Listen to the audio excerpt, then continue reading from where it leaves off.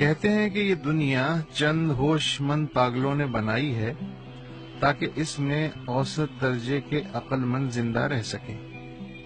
آج ایسے ہی کسی عہد ساز پاگل سے ملنے کی بے قراری ہے، لیکن مسئلہ یہ ہے کہ ایسے کسی پاگل تک پہنچنے کا راستہ بھی وہی لوگ بتا سکتے ہیں جو خون تھوکیں، کبھی روئیں، کبھی تقریر کریں۔ گاؤں میں چوری ہوئی تو جو پیری تھے، پگی جس کو بولتے ہیں، پیری تھے وہ کھوجی، پیر اٹھا رہے تھے، ادھر جا رہے تھے، تو بتائے فقیر بجائے وہ جو کھوجیوں کے ساتھ نہیں گیا، وہ قبرستان پہ آ کے کھڑا ہو گیا۔ بولا ادھر کیوں کھڑا ہے تو؟ وہ تو ادھر لوگ جا رہے ہیں۔ بولا یہ آئیں گے ادھر، پھری ایدہ ہتے، یعنی پھر گھوم کے آنا ادھر ہے۔ یہ بھی بات ان کی بڑی مشہور ہے۔ وہ اس کی کوئی پڑوسی کی گڈھا آ کے اس کے گائے کا کھا جاتا تھا گھاس، تو اس نے اللہ سے کہا اللہ اس کو تو ختم کر۔ تو اگلے دن آیا تو اس گدھے کی بجائے اس کی گائے مری ہوئی تھی، تو وہ گیا ایک اندھے آدمی کو لایا، تو اس نے کہا دیکھو پہچانا تو ہے کیا؟ تو اس نے ہاتھ لگائے، کہا کہ یہ تو گائے ہے۔ تو اس نے اللہ سے کہا اندھے کو پتہ ہے کہ یہ گائے ہے، آپ میری دعا کا کچھ تو بھرم رکھ لیتے۔ تو آج کل یہ نہیں ہو رہا ہے کیا کہ آپ کچھ مانگو کچھ ملتا کچھ ہے آپ کو؟ یہ شخص کب پیدا ہوا، کب مرا؟ کیا یہ کوئی کھاتا پیتا ہندو رنگساز تھا یا پھر کنگلا فقیر؟ ذات کا کھتری تھا کہ شیخ؟ پاگل تھا کہ جینیس؟ ولی تھا کہ آوارہ؟ جتنے منہ اتنی باتیں۔ ایک ٹھیلے والا کھڑا تھا، اسی سے بھاگ گیا، بولا بھائی ایک خربوزہ ہمارے خدا کے نام پہ دے دو۔ ایک سڑا ہوا کیڑے سڑا ہوا خربوزہ خدا کے نام پہ دے دیا، خدا کے نام پہ دے دیا۔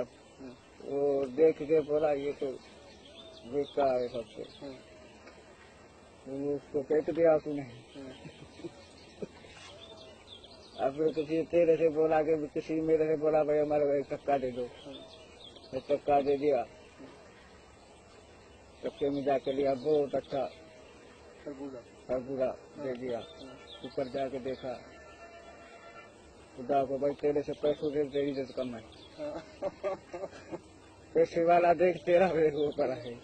جیسے ترکی کا ملا نصیر الدین اپنے گدھے پہ سفر کرتے کرتے لطیف پیرائے کی گٹھڑی سے حکمت و رمز کے موتی لٹاتا تھا، اسی طرح سندھ کا وطائے فقیر بھی گاؤں گاؤں گدھے پہ گھومنے والا ایک جیتا جاگتا کردار تھا۔ ایسا کردار جو خدا سے لاڈ بھی کرتا ہے اور جھگڑتا بھی ہے۔ کلونوں کا دور جو ہے ایک طرح سے لٹرری سندھ کا ریچسٹ دور ہے۔ شاہ لطیف اس دور کا ہے، عنایت صوفی اس دور کا ہے، سچل کو دیکھ لیں اس دور کے ہیں، میوں شاہ عنایت ہے وہ اس دور کا ہے۔ بہت سے شاعر جو کلاسیکل شاعر جسے سندھی کے ہم کہتے ہیں وہ اس دور کی پیداش ہے، وطائے بھی اسی دور کا پیداش ہے۔ تو وہ اس جبر کو، ان چیزوں کو جو بادشاہوں کے آگے نہیں کہی جا سکتی تھی، وطائے فقیر نے ایک موسوم، ایک چریا بن کے وہ کہیں۔ وطایوں نے جس طرح زندگی اپنے بل پہ گزاری، مرنے کے بعد بھی کسی کا زیر بار احسان نہیں ہوا، شاید وہ مرا ہی نہیں۔